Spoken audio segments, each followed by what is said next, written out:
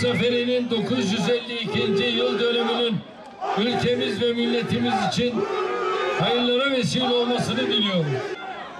Bugün bir kez daha demiri demirle dövenlerin, Anadolu'yu aşkla yoğuranların destanına şahitlik ediyoruz.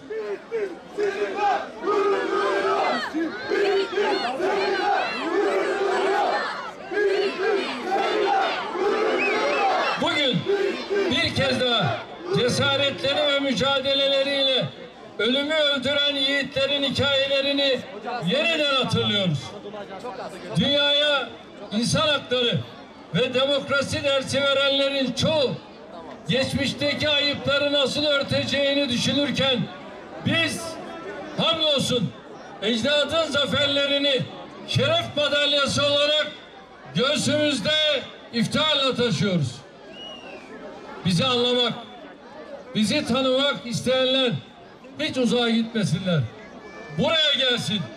Türk milletinin şanlı tarihini öğrenmek isteyenler Ahlat'ı ve Malazgirt'i ziyaret etsin.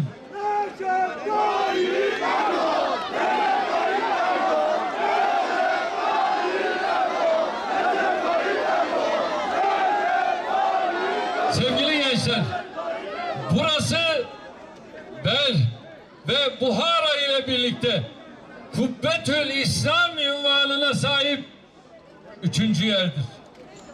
Ahlat 8200 ecdat mezarıyla birlikte bu topraklardaki mevcudiyetimizin sicil belgesidir.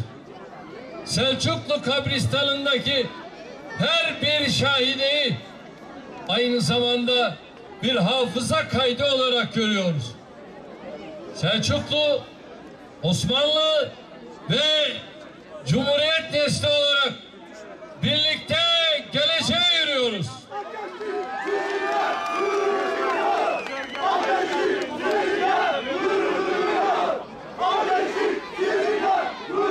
Şair bakın buraları nasıl anlatıyor.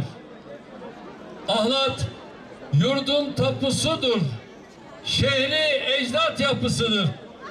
Büyük Malazgirt zaferi fetihlerin kapısıdır.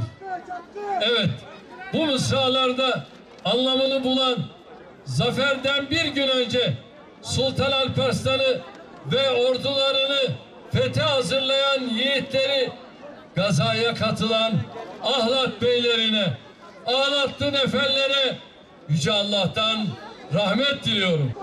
Kıymetli kardeşlerim, tarihimizde zaferler ayı olarak geçen Ağustos ayını anlamına ve önemine uygun şekilde hep birlikte idrak ediyoruz. Bugün Ahlat'tayız. Yarın inşallah Malazgirt'te olacağız.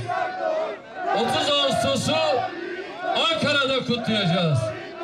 Ardından 85 milyon olarak 29 Ekim'de Cumhuriyetimizin 100. yılına ulaşmanın sevincini yaşayacağız. Geçmişten ders çıkartarak, ibret alarak daha müreffeh, daha güçlü bir geleceğe yürüyeceğiz. Tarihimizde çok önemli bir kilometre taşını ifade eden bu seneyi en güzel şekilde değerlendirmenin gayretindeyiz.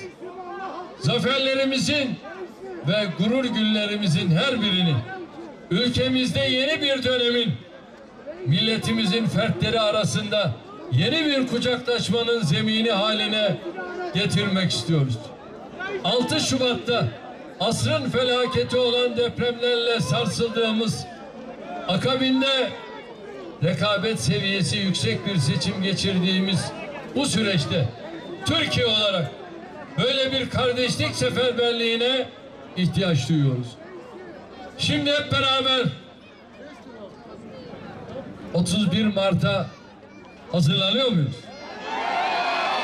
31 Mart'ta başta İstanbul, Ankara olmak üzere buraları şu anda maalesef adeta çöp, çukur, çamura çeviren zihniyetten geri alıyor muyuz?